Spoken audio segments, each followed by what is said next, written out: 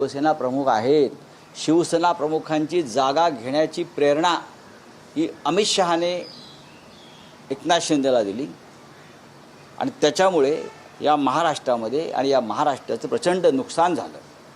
आणि तरीही जर कोणी अमित शहांच्या नावानं टाळकुटेपणा करत असतील मिंदे गट, तर ते महाराष्ट्राच्या मातीशी आणि आपल्या आईशी गद्दारी करतायत. अमित शहा 2029 साठी हे सर्व फोडाफोडीचं राजकारण करतायत असं राज ठाकरेंनी म्हणणं आहे आणि वर्षभरात गोंधळ निर्माण होणार आहे असं देखील. अराजक गोंधळ नाही, अराजक. अमित शहा एक व्यापारी आहेत. त्यांचा मूळचा उद्योग हा शेअर बाजारामध्ये पैसे गुंतवणं आणि फायदा करणं आणि मग शेअरचे कृत्रिम भाव वाढवणं आणि पैसे वर खाली करणं हा त्यांचा मूळ व्यवसाय आहे. बाकी सहकार वगैरे हे ढोंग आहे. त्यांनी या देशामध्ये अराजक निर्माण करण्याची सुपारी घेतलेली आहे. कोणाकडून घेतली आहे भविष्यातला काळ ठरवेल. ज्या पद्धतीने या राज्यातले देशातले सर्व प्रादेशिक पक्ष फोडून, ते खासदार फोडून आपल्या पाठीशी उभे करून भविष्यामध्ये नरेंद्र मोदींना आव्हान देण्याचं त्यांचं हे जे षडयंत्र आहे, त्याच्यामध्ये त्या षडयंत्रात मोदींना आव्हान द्यायच्या षडयंत्रामध्ये त्यांनी एकनाथ शिंदेसारख्या लोकांना सामील करून घेतलेला आहे. लक्षात घ्या, उद्या या खासदारांच्या बळावर ते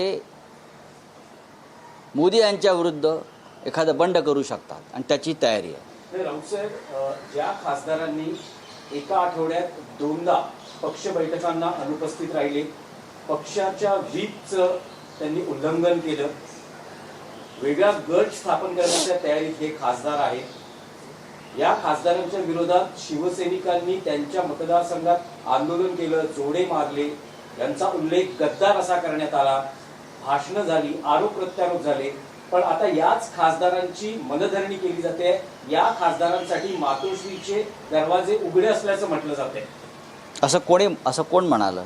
काल आदित्य ठाकरे म्हणाले की मातोश्रीचे दरवाजे खुले आहेत. बरोबर. आदित्य ठाकरे नंतर वरुण सरदेसाई, तुमचे आमदार कैलास पाटील हे ओमराजेंची मनधरणी करण्यासाठी गेलेले आहेत. तर मग समजायचं काय? आता मी तुम्हाला समजावून सांगतो. येस, समजावून. हे सर्व खासदार तांत्रिकदृष्ट्या आजही शिवसेनेमध्ये आहेत. लोकसभा अध्यक्ष ओम बिर्ला यांच्याकडून कोणत्याही प्रकारचे निर्देश या खासदारांसंदर्भात अधिकृतपणे समोर आलेले नाही.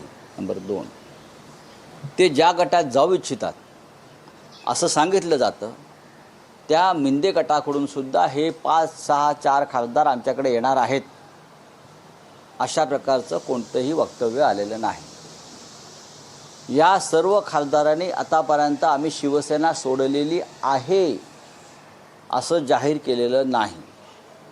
ते व्हीपचं उल्लंघन करून आमच्या बैठकीला हजर राहिले नाही, ते खरं आहे आणि त्याबद्दल त्यांच्यावर कारवाई सुरू आहे.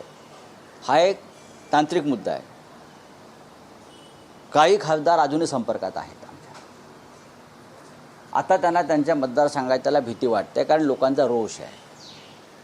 ज्या खासदारांनी संपर्क केलेला आहे आणि ज्या खासदारांनी सांगितलं की आम्ही अजूनही शिवसेनेबरोबर आहोत, काहीतरी गैरसमज होतो आहे, अशा खासदारांशी आम्ही चर्चा करणं हे स्वाभाविक आहे. ज्या क्षणी ते सांगतील आम्ही शिवसेनेचा त्याग केलेला आहे, त्या क्षणी आमचे त्यांचे संबंध पूर्ण तुटते. आज शिवसेना पक्षप्रमुख हे ईशान्य मुंबईच्या खासदारांनी जी काय बेईमानी केलेली आहे उघडपणे, आज या भागात येऊन ते कार्यकर्त्यांचे मेळावे घेणार आहेत ना. त्यानंतर ते 27, 28, 29 तारखेला ते या सर्व खासदारांच्या मतदारसंघात भेटी देणार आहेत. उद्धव ठाकरे त्यांचा दौरा नागपूर, यवतमाळपासून सुरू होईल मराठवाड्यात आणि तो शिर्डीला संपेल. 5ही मतदारसंघात मुंबई बाहेरच्या माननीय उद्धवजी जाणार आहेत आणि कार्यकर्त्यांना भेटणार आहेत. ही एक प्रक्रिया त्याच वेळेला सुरू आहे. त्याच्यामध्ये धाराशिवसुद्धा आहे, हे लक्षात घ्या. धाराशिव आहे, हिंगोली आहे, परभणी आहे, शिर्डी आहे, यवतमाळ आहे. हे सर्व मतदारसंघ जे दौरा पक्षप्रमुखांचा होतो त्याच्यामध्ये समाविष्ट आहे. नाही, पण राऊत साहेब, समजा जर हा विषय पूर्ण होते, जर खासदारांनी पक्ष सोडला नाही, त्यांनी जाहीर केलं नव्हतं की त्यांनी पक्ष सोडलेला नाहीये, तर मग त्यांच्यावर टीका करणं, त्यांना गद्दार म्हणणं, त्यांचे पुतळ्यांना जोडे मारणं, हे जे सगळे प्रकार झाले ते घाईमध्ये झाले असं म्हणता येईल? नाही, असं म्हणता येणार नाही. असं म्हणता येणार नाही. त्यातल्या काही खासदारांना जर असं वाटत असेल की आमच्याकडून काही चूक झाली आहे, काहीतरी गफलत झाली आहे, आणि जर त्यांनी संपर्क साधला असेल तर त्यांच्याशी नक्की चर्चा होऊ शकते.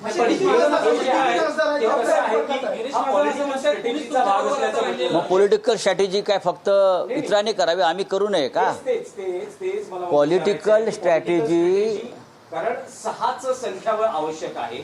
जर ओमराजे निंबाळकर जात नाही तर ते संख्याबळ 2/3 मेजॉरिटी होत नाही. त्यामुळे आता हा स्टँड घेतला गेला आहे का की जे ऑपरेशन टायगर आहे ते अयशस्वी किंवा फेल करावं? बघा, ओमराजे निंबाळकर यांनी आतापर्यंत एकदाही सांगितलेलं नाही की मी शिवसेना सोडली आहे किंवा सोडतोय.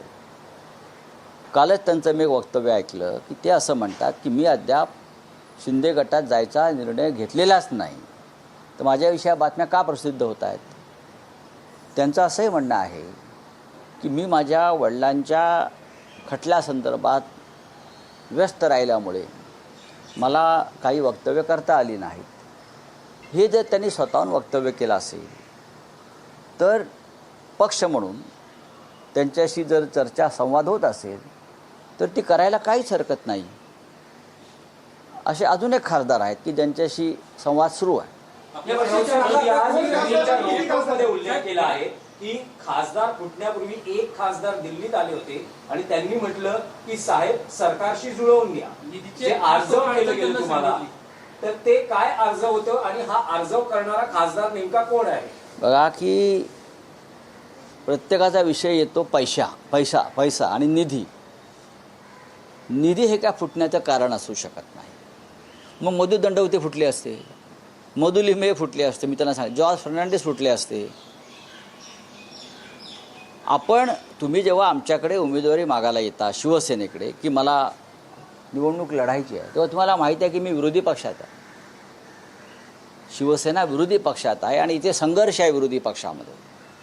तरी तुम्ही आमच्याकडे उमेदवारी मागायला येता आणि लढण्याची भाषा करता आणि मग निवडून आल्यावर तुम्हाला सत्तेची ऊब हवी असते.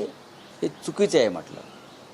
या देशामध्ये सगळ्यात जास्त प्रतिष्ठा ही विरोधी पक्षांच्या उत्तम आमदार खासदारांना आहे. आम्ही एक उदाहरण आहोत त्याच्यामध्ये सगळे. मग जॉर्ज फर्नांडिसपासून मधु दंडवते असतील, मधु लिमया असतील, कॉम्रेड हिरेन मुखर्जी असतील, एकेकाळी ममता बॅनर्जी होत्या, हे सगळे विरोधी पक्षातून पुढे आलेले लोक आहेत. विरोधी पक्षात काम करणं ही सन्मानाची गोष्ट आहे. आपण लोकांचा आवाज आहोत हे त्यांना मी समजून सांगितलं. पण आता त्यांना 200 कोटीचा निधी, 500 कोटीचा निधी अशी आमिष दाखवून आता 500 कोटीमध्ये 25% सरळ किकबॅक मिळते त्या लोकांना.